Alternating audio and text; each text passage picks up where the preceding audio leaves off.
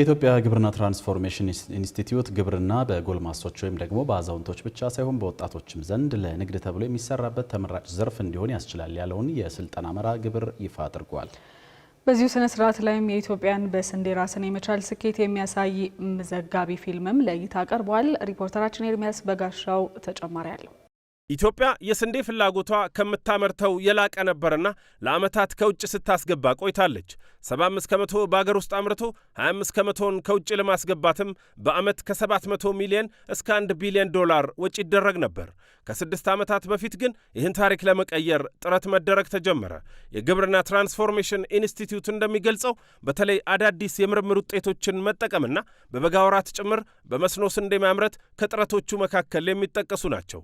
ኢንስቲትዩቱ እነዚህ ጥረቶች እንደ ጎርጎሮሳውያኑ የዘመን ቀመር በ2023 በስንዴ ራስን መቻል የሚለውን ህልም እንዲሳካ ያደረጉ ናቸው ይላል።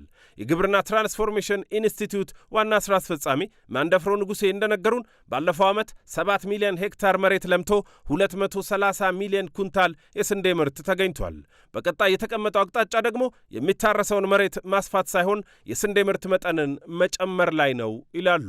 እየጨመረ መጥቶ አሁን ከ2024 በኋላ አልጨመረም።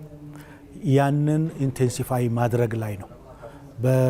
በምርት የሚያሳድጉ ነገሮች ላይ ትኩረት አድርገን ምርት እንዲያድግ ማድረግ ነው እንጂ ከዛ በኋላ መለጠጡ የሌሎች ሰብሎችን እንዳይጎዳብን ስጋት ስላለን ባለበት በ7 ሚሊዮን ብንቀጥል ትልቅ ምርታማነት እናገኛለን ነው። እንግዲህ ስንጀምር ወደ 29 ኩንታል በሄክታር የነበረ ምርታማነት አምና 36 ኩንታል በሄክታር ይሄንን በቀላሉ በ7 ሚሊዮን ብታባዛው ሊገኝ የሚችለው ምርት ተጨማሪ ምርት በጣም ከፍተኛ ነው። ይህንን ወደ 40 ወደ 45 ማድረስ ነው ትልማች። ይህን አገራዊ የስንዴ ልማት ስኬት የሚያሳይ መቀመጫቸውን በአሜሪካ ሎስ አንጀለስ ባደረጉ የፊልም ባለሙያዎች የተዘጋጀ መዝጋቢ ፊልምም ለእይታ ቀርቦ ነበር። የግብርና ትራንስፎርሜሽን ኢንስቲትዩት ዋና ሥራ አስፈጻሚ መዝጋቢ ፊልሙ ላይ የሚታየው እውነታ እንደ አገር ትርጉሙ ትልቅ ነው ይላሉ። ተረጂ የነበርን ሰዎች እርዳታውም ደግሞ በብዛት ስንዴ ላይ ያተኮረ ስንዴው ምን ይሁን ምን ስንዴ የመጣ ያለ ራሳችንን እንችለን ወደ ኤክስፖርት ስንደረደር ዓለም ላይ ትልቅ እንድምታ አለው። ለኛም ደግሞ ትልቅ ሳቲስፋክሽን አለን። እንደ ዜጋም ዜጎቻችን የሰው እጅ እንዳያዩ ኢቭን የሚረዳ ሰው አገር ውስጥ እንኳን ቢኖር በራስህ ምርት የምትረዳው ይሆናል ማለት ነው። ስለዚህ እንደ ሀገር ቀና ብለህ እንድትሄድ ያደርግሃል። ትልቅ ትርጉም አለው። በወጪ ደረጃም ስታየው 1 ቢሊዮን ዶላር ማስቀረት ማለት በአመት 1 ቢሊዮን ዶላር ነው የምናወጣው ማዳበሪያ ለማስገባት። አሁን የምናስገባውን ማዳበሪያ እጥፍ ማስገባት እንችላለን። ይሄ ማለት ምርታማነትን በዛው እጥፍ እያደገ ይሄዳል ማለት ነው።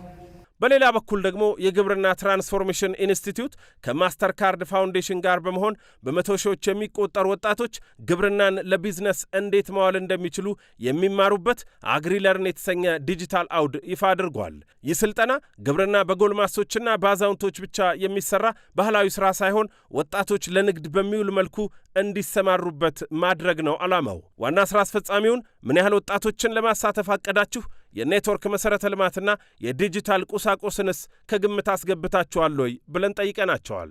አሁን እየሰራን ያለነው ከኮመርሻላይዜሽን ክላስተር ጋር ወደ 611 ሺህ ወጣቶች ስራ ግብርና ውስጥ ገብተው እንዲሰሩ እየተደረገ ነው። ኔትወርክ እና የዲጂታል አፓራተስ እንዳያስቸግር በእያንዳንዱ ቀበሌ የዲጂታል ኪዮስክ እያስገባን ነው። ኪዮስኩ ኢንተርኔትን አክሰስ እንዲያደርጉ ያደርጋል። ከዛ በተጨማሪ ይሄ ፕላትፎርም በማንኛውም ስልክ እንዲሰራና እየተማሩ እንዲጠቀሙበት ማድረጊያ ሜካኒዝም ነው። ይሄንን ስናደርግ ከኢትዮ ቴሌኮም ጋር የኢንተርኔት ፔኔትሬሽኑ ደግሞ ወደ ገጠር እንዲገባ ይሄንንም አብረን እየሰራን ስለሆነ ሁለቱንም በተጓዳኝ ነው የምንሰራው። አክሰስ እንዲኖር የኢንተርኔት ሰርቪስ እንዲኖር በቴሌ በኩል ይሰራል።